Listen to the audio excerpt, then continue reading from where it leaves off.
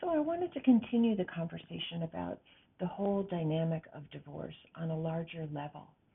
And that is what I experienced myself, as difficult as it was to leave the known, as difficult as it was to learn new ways of coping, behaving, and creating new situations that I was unfamiliar with and have to learn how to navigate them as a single woman. Um, it's also incredibly challenging to look at the idea of changing the dynamics of a larger institution, and here I'm really talking about the country, the family of America.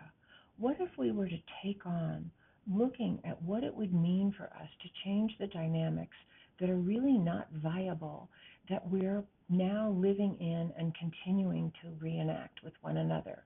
The dynamics of basically judging each other as right and wrong, and then acting on the basis of who's better and who's worse, and suppressing and dominating one another to get whatever we believe our perceived gains are. We know those dynamics don't work in a relationship. They didn't work in my first marriage. They were unsustainable. And part of what I'm here to say in my new book, America in Therapy, is that these dynamics are just as unsustainable on a national level. And what would it take for us to step back and look at that and have the courage to say, war is no longer an option. Nuclear weapons are globally totally unviable for us and all the species living here. Hatred is unviable for our children, for our young people growing up, and for the marriages and the relationships we're now in with each other on all levels. What if we had the courage to say this isn't working? Economic suppression, racial suppression, gender suppression, these these dynamics of human behavior that don't work in marriages and don't work in families don't work in a country.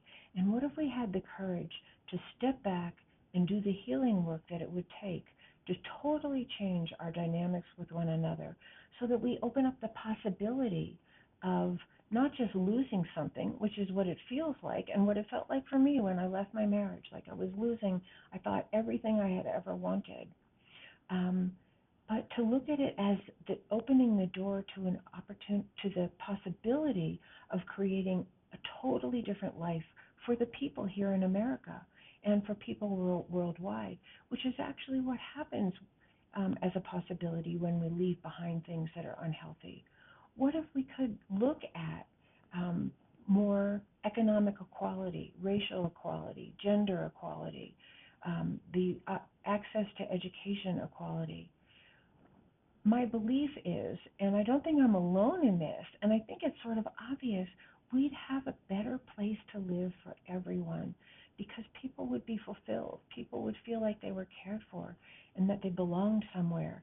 Just like when we do those kinds of things in a family, the family is healthier and the individuals that come out of the family are healthier. So I'm actually talking about a divorce, not from one another, but a divorce from the ways we've been and adopting a new way of being with one another that is sustainable and psychologically healthy. And that's what I'm really talking about in my book, America in Therapy.